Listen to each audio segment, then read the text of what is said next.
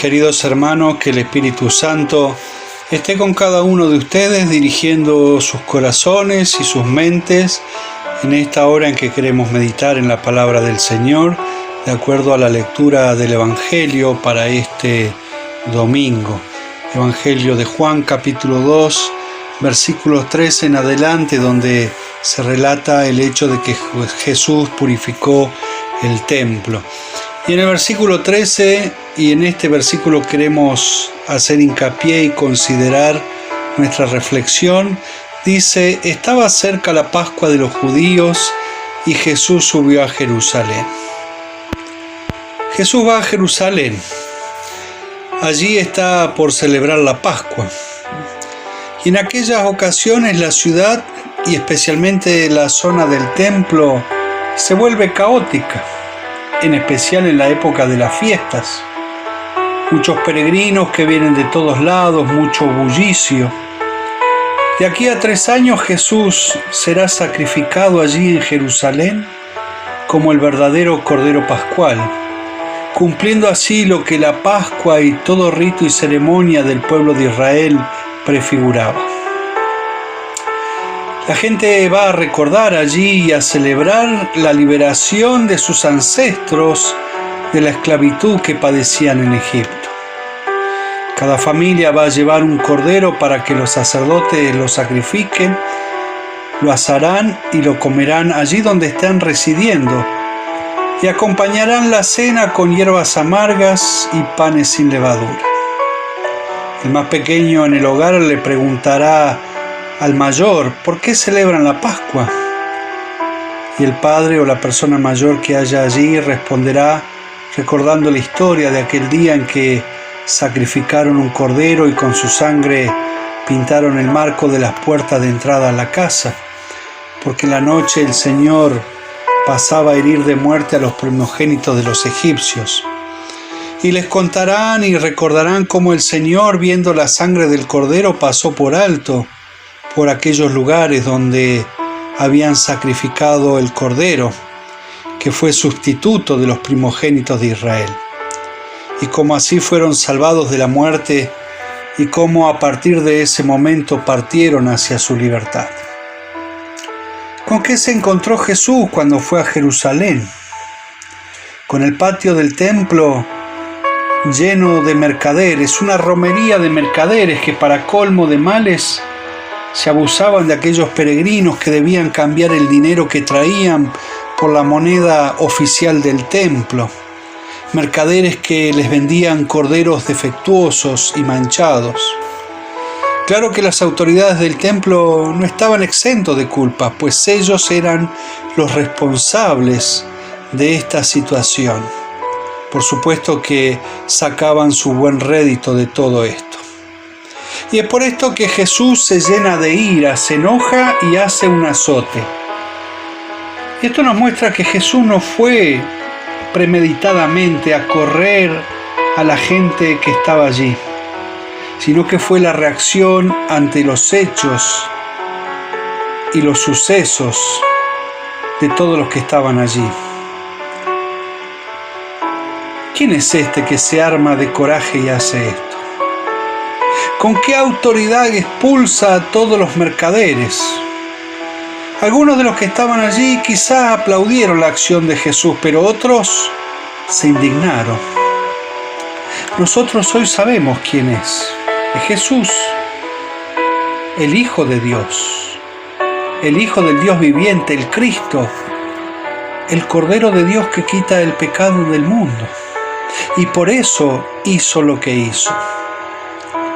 No solo Jesús está condenando aquella corrupción, sino que también con su sacrificio en la cruz que tendrá luego, en un tiempo más adelante, Jesús acabó con todo el sistema de sacrificios. Ya no serían necesarios para la reconciliación con Dios ningún tipo de sacrificio, porque el suyo será una vez y para siempre. Y ya no será necesario ningún tipo de sacrificios. Todos aquellos sacrificios que practicaba el pueblo de Israel indicaban que serán cumplidos en la muerte y resurrección de nuestro Señor Jesús. Y aquellas personas que están allí le piden una señal a Jesús de su autoridad, cosa que Él no responde, no les da ninguna señal, si de todos modos no van a creer. Sus discípulos, luego de que ocurrió la muerte y la resurrección de Jesús, recuerdan estas palabras, las palabras del Señor: destruyan este templo y en 3 días lo levantaré. Era una clara referencia a su muerte y resurrección y acerca de su identidad como Hijo de Dios. Y ellos creyeron en su palabra, entendiendo para sus propias vidas y para la vida de otros la importancia y la necesidad de la muerte y de la resurrección de Jesús. Creyeron en su palabra. La palabra de Jesús es el medio por el cual obra el Espíritu Santo la fe. Una señal, un milagro, no engendra fe, solo indica la identidad de aquel que hace la señal, que hace el milagro. El texto nos está hablando de la ira santa de Dios frente a la corrupción, a toda corrupción ocasionada por el pecado. Bien dice el Señor en las Escrituras: la paga del pecado es la muerte, y la muerte de Jesús es consecuencia de los pecados de toda la humanidad. Un hecho terrible y un hecho trágico, porque este Jesús, al morir, lo hace sin causa, lo hace siendo inocente. Nosotros estamos cerca de celebrar la Pascua.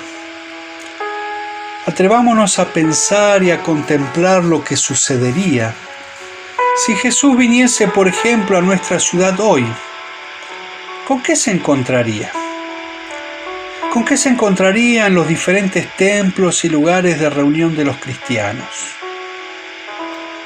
Sin dudas que, como en aquel entonces, encontrará lugares en los cuales se comercia con la fe, por medio de diezmos y ofrendas, con personas que quieren negociar con Dios diciéndole: Señor, yo te doy esto y vos dame aquello a cambio. Lugares donde se ofrecen señales y milagros que no señalan a Cristo, que no otorgan fe, que ni cambian corazones. Señales y milagros que no llaman al arrepentimiento. O se podría encontrar con aquellas personas que buscan y esperan señales que son productos de su propia incredulidad. Lugares donde habrá fariseos modernos que van a mostrarse como buenos cumplidores de las leyes, personas que se creen mejores que otros. Lugares donde hay líderes espirituales que se enriquecen y aprovechan de los incautos e ignorantes de la palabra de Dios y de aquellos que están desesperados, de aquellos que están sumidos y oprimidos por estos líderes. Consideran conmigo que hoy no estaríamos exentos de recibir merecidamente unos cuantos azotes de parte de Jesús. Pero la buena noticia, hermanos, es que no necesitamos preguntarnos qué haría Jesús, porque lo que tenía que hacer ya lo hizo. Y eso fue morir en nuestro lugar por nuestros pecados, por los pecados de toda la humanidad, y resucitar para que así como Él vive, nosotros también vivamos por medio de la fe. Y esto es lo que nos anuncia el Evangelio, justamente para que creamos en las palabras de Jesucristo. Este es el propósito de las Escrituras, y muy en particular del Evangelio de Juan. Hacia el capítulo 20, Juan dice: todas estas cosas se escribieron para que crean que Jesús es el Cristo, el Hijo de Dios, y para que al creer tengan vida en su nombre.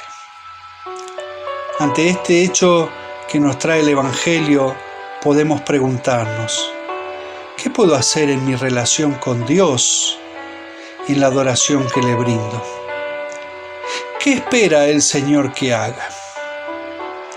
Y no dudemos, hermanos, que su respuesta será: cree, confía, espera en mi Hijo Jesucristo. Aférrate a su muerte y resurrección, que es suficiente para tu perdón.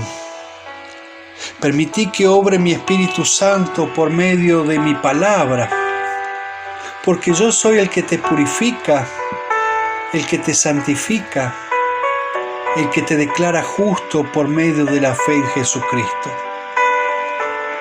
Queridos hermanos, quiero concluir con una última pregunta. ¿Por qué hizo Jesús todo esto? Y sin dudas, porque Jesús nos está mostrando el corazón compasivo y misericordioso de nuestro Padre Creador. Porque nos está ofreciendo su perdón de pura gracia. Porque nos ama. Y en su amor nos hace libres al perdonarnos nuestros pecados, al liberarnos del yugo de la esclavitud que pesaba sobre nosotros. Libres para creer en su palabra, para creer que en nuestro bautismo hemos sido revestidos de santidad y de justicia. Libres para creer que en la Santa Cena Él con su cuerpo y su sangre nos está sellando con su perdón. Libres para vivir en adoración y servicio, comprometidos con su causa y con nuestro prójimo. Que el Espíritu Santo acreciente nuestra fe en el Señor y en su perdón, y que su paz dirija nuestros corazones y mentes en nuestra vida cristiana hasta la eternidad. Que así sea. Amén.